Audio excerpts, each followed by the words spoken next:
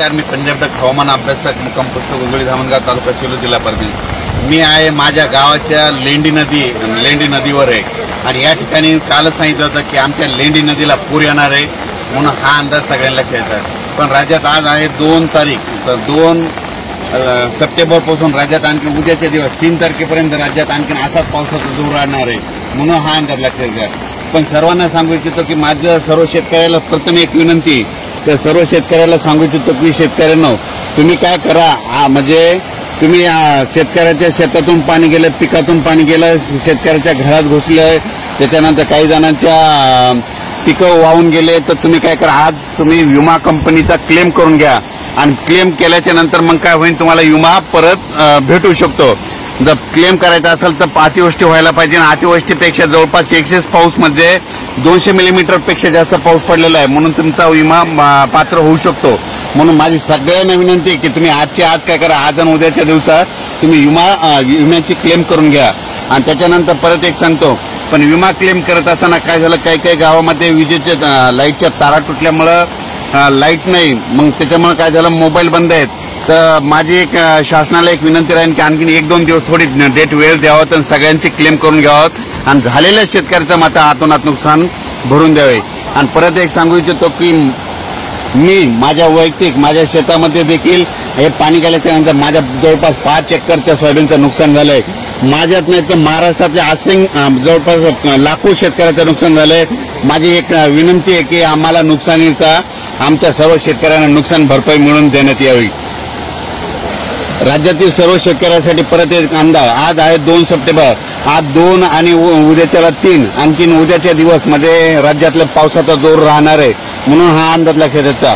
महाराष्ट्रातला जोर म्हणजे महाराष्ट्रामधील मराठवाड्यातला म्हणजे मराठवाड्यापर्यंत जोर उद्याच्याला कमी होईल, पण हे जोर परत उत्तर महाराष्ट्राकडे जाणार, म्हणजे जवळपास 2, 3, 4च्या दरम्यान उत्तर महाराष्ट्राकडे पुन्हा हेच या स्वरूपाचा पाऊस पडणार आहे। ओढे नदी नाले वाहणारा पाऊस पडणार आहे, मुसळधार पडणार आहे, अतिवृष्टी होणार आहे म्हणून नदीकाठच्या लोकांनी सतर्क राहावे, काळजी घ्यावी, कारण की राज्यामध्ये या पावसानं मुसळधार पावसानं सगळीकडे थैमान घातलंय म्हणून हा अंदाज सर्व शेतकऱ्यांना लक्षात येतात। राज्यात एकंदरीत परिस्थिती पाहिजे तर पूर्व विदर्भ, आज पूर्व विदर्भात तिकडल्या भागामध्ये वर्धा, नागपूर, भंडारा, गोंदिया तिकडल्या भागामध्ये तिकडल्या पावसाचा जोर उसळ आणि पश्चिम विदर्भ आणि मराठवाड्यातला जोर मात्र आज 2 तारखेपर्यंत असाच राहणार आहे म्हणून हा अंदाज लक्षात येतात। हा पाऊस लगेच आज काय होणार आहे की जालना, नगर तसेच असा करत नाशिककडे जाणार आहे म्हणून नाशिककडच्या शेतकऱ्यांनी एक विनंती, नदीकाठच्या लोकांनी सतर्क करावे, ज्यांची घरे नदीकाठी आहेत त्यांनी सतर्क करा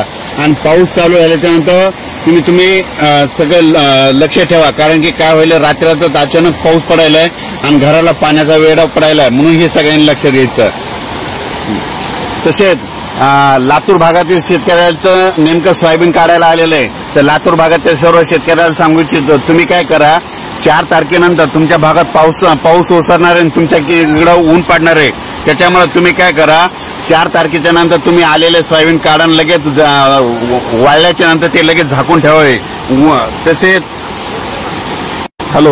आपण सांगितलं होतं की राज्यातल्या आमच्या भागातलं दुधना धरण म्हणजे जालना जिल्ह्याकडे पाऊस होणार आहे, दुधनाला पाणी येणार आहे, दुधना धरणाला, तर ते दुधना धरण जवळपास आता 60% जवळ आलेलं आहे म्हणून हे देखील सांगितलं। त्याच्यानंतर येलदर धरणात देखील आवक आली, सिद्धेश्वर धरणाचं पाणी सोडण्यात आलंय आणि आपलं त्याच्यानंतर जायकवाडी धरण मी म्हटलं होतं आज जवळपास 90% जाईल, तर आज 90% होऊन लगेच त्याचं पाणी देखील सोडलंय आणि सतर्कता इशाराचे आदेश देखील आले।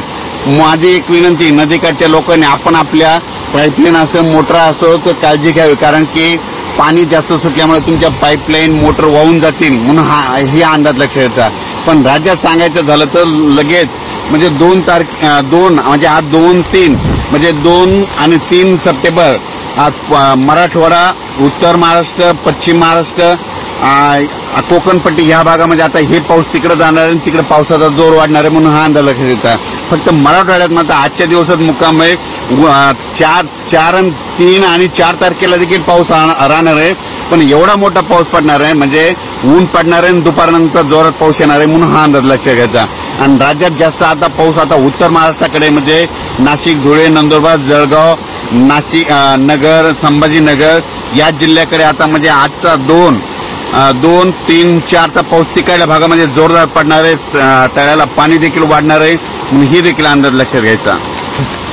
माझी शासनाला विनंती आहे की काय करावं की शेतीचे पंचनामे करावं आणि सर्व शेतकऱ्यांना मदत करावी. कारण की मी माझा स्वतः वैयक्तिक शेतकरी असताना माझ्या जवळपास 5 एकरचं सोयाबीनचं पीक वाहून गेलेलं आहे.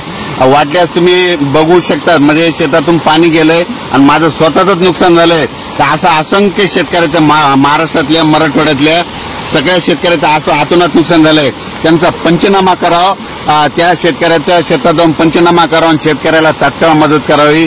कारण की आमचं जे पीक आलेलं आमचं निसर्गाचं शेतकऱ्याचं कोणी वालीच नाही. म्हणजे सगळे शेतीवर समजा आमचं अवलंबून असतं.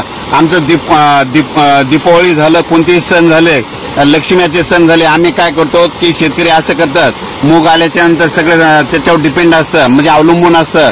आणि त्याच्यानंतर मुगाच्या पिकावर आमचा शेतकऱ्याचा पोळा असतो.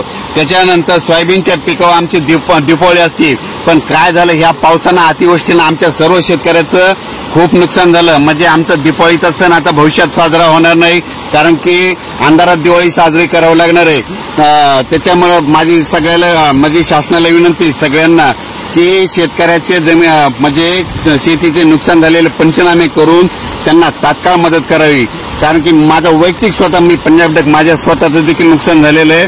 जवळपास 5 एकरच्या शेतामधून माझ्या सोयाबीनमधून पाणी गेलं आणि सगळं सोयाबीन खराब झालंय, म्हणून हे देखील तुम्हाला सांगू इच्छितो. आता सर्व शेतकऱ्याला सांगू इच्छितो की म्हणजे आता तुम्हाला एक सांगतो, परभणी जिल्हा असो, जालना जिल्हा, संभाजीनगर नगर जिल्हा, लातूर जिल्हा, त्याच्यानंतर संभाजीनगर, नाशिक, धुळे, नंदुरबार या सर्वांना सांगू इच्छितो. म्हणजे हा पाऊस आता म्हणजे 2, 3, 4च्या दरम्यान उत्तर महाराष्ट्राकडे जाणार आहे आणि त्याच्यामुळे तिकडं देखील असेच अतोनात नुकसान होणार आहे. म्हणून तुम्ही तुमची काळजी घ्यावी. अचानक वातावरणात बदल झाला तर लगेच उद्या एक मेसेज देणार आहे. म्हणजे आणखीन जवळपास आज 2 सप्टेंबर आणि 3 सप्टेंबरपर्यंत राज्यात असाच पावसाचा जोर कायम राहणार आहे. 3 तारखेच्या नंतर राज्यातला जोर ओसरेल. 3 तारखेनंतर राज्यात पुन्हा दिवसा ऊन पडेल आणि रात्रीच्याला स्थानिक वातावरण म्हणून जोराचा पाऊस पडेल, म्हणून हा अंदाज लक्षात घ्यायचा. अचानक वातावरणात बदल झाला तर लगेच एक मेसेज दिला जाईल. नदीच्या पुलावर पाणी आल्यास असं पुढे जाऊ नका, माझी एक सर्वांना विनंती. काय झालेलं असतं की काही काही ठिकाणी पूल वाहून गेलेले असतात आणि हे लक्षात येत नाही, त्याच्यामुळे ही एक त्यांना देखील विनंती. आणि परत एक माझी महाराष्ट्रातल्या सर्व शेतकऱ्यांना विनंती आहे, तुम्ही काय करा, आज आणि उद्या तुम्ही तुमचा विम्याची क्लेम करा, म्हणजे तक्रार दाखल करा, ऑनलाईन तक्रार दाखल करा. ऑनलाईन तक्रार दाखल केल्याच्या नंतरच तुम्हाला ते नुकसान भरपाई भेटू शकते. धन्यवाद.